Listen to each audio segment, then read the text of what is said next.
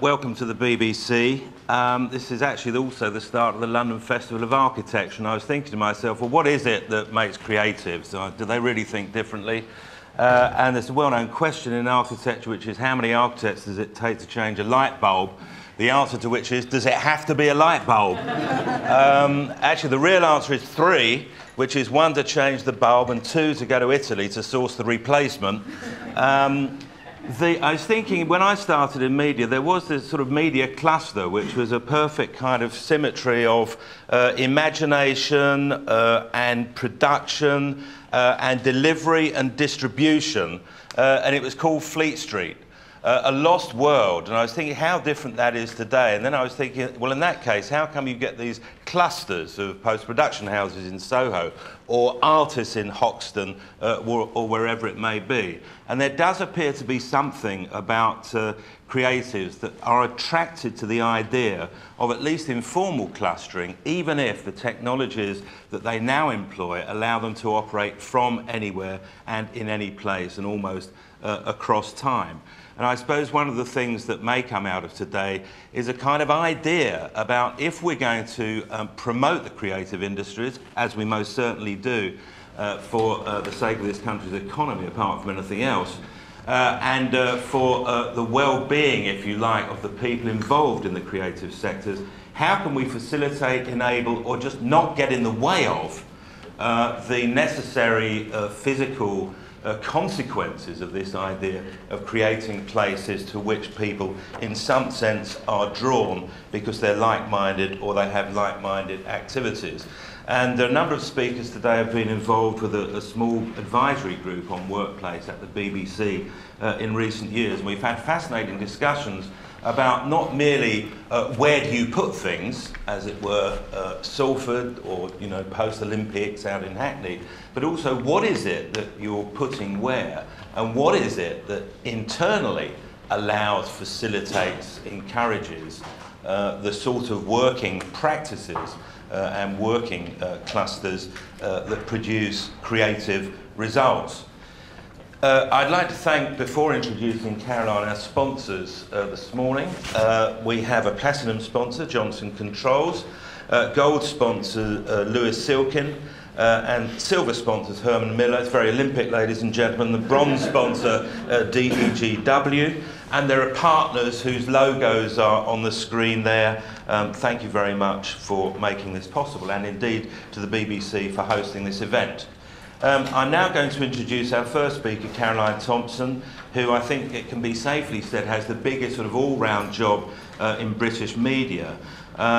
She is the Chief Operating Officer of the BBC, and therefore, apart from overall responsibilities for everything it does, has some specific responsibilities as part of the corporation's executive board for location, for digital switchover, the move to the northwest, and amongst other things, in her normal daytime job, being responsible for well over £1 billion of property.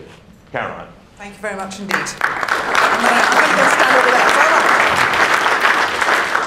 I'm going to go stand over there. I'm going to stand over here if that's all right with everyone. If I can find a place to stand where I don't get the light in, because I think I speak better standing up, so it'll wake you up better in the morning. Thank you very much, Paul. And I'd like to just pay tribute to the work that Paul, and I know others in the room who are here, I just caught 1 or 2 familiar faces around there, just looking at Frank, have been doing in advising the BBC on some of the big workplace issues. Carla's down there as well, I think, that we face, and how you make property and location and the environment in which we work part of a really creative, part of shaping a new BBC and a new culture, but also how we place the BBC in the community, which is, I hope, partly what our interest is in sponsoring this event today.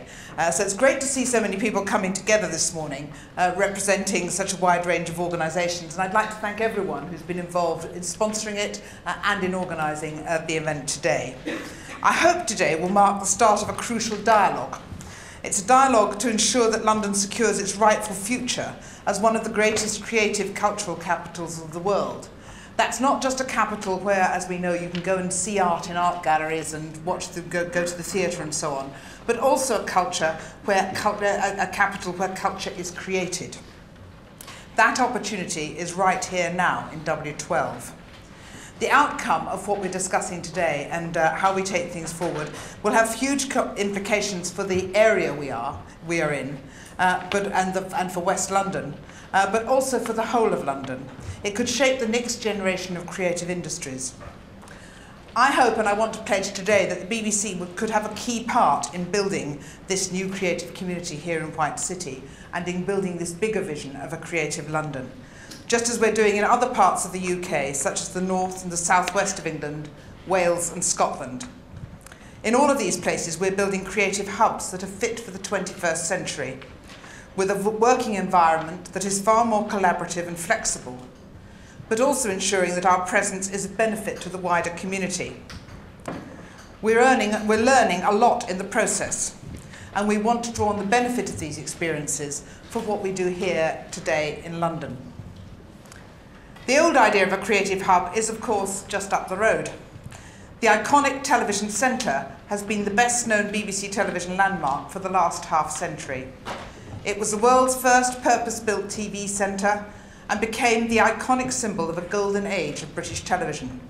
Blue Peter, Top of the Pops, Monty Python, Ab Fab, the original Doctor Who, and of course more recently Strictly Come Dancing, are all products of the great concrete donut. Television Centre was brilliantly future-proofed for its day. Right from the beginning, it was equipped for the switch from black and white to colour and 625-line television, the HD of the 1960s. I'm told, I'm not entirely sure whether this is true, but anyway, it does say it here, it even had a fully functional swimming pool to accommodate synchronised swimming displays for light entertainment programmes. Roly Keating there is nodding, he clearly has experienced this. And the tiles are still there under the floor of Studio One. That could still be the germ of a programme idea there. Strictly Come Swimming, perhaps. Stories abound about the place and the mysteries of its layout, which has had generations of producers running around like hamsters in a wheel, myself included. My biggest near disaster was losing the then leader of the Liberal Party, David Steele, in the basement, when I was producing my first ever panorama, which was going out live. Having left him in the green room to to refresh himself while I went to check with the presenter in the studio, I simply could not find my way back as the clock ticked inexorably to 8 o'clock and the transmission deadline was approaching. I certainly was like a hamster in the wheel then. The baffling shape of the building was famously inspired when the designer Graham Dorban drew a question mark on a piece of paper while he was pondering ideas for the site in the pub. It was a brilliantly simple idea. But there has been a big real question mark over the future of Television Centre for some years now. What was once a state-of-the-art television factory is now simply impractical for the demands of modern broadcasting organisation like the BBC. The last major drama series made there was The House of Eliot. Remember that, anyone? In 1994.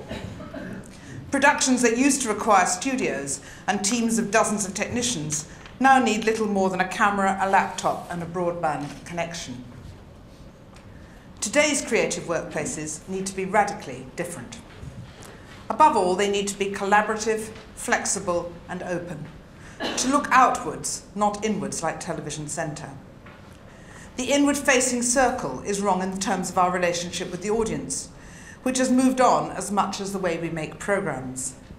Its message, I believe, is defensive, getting the wagons in a circle, keeping people out, protecting the experts.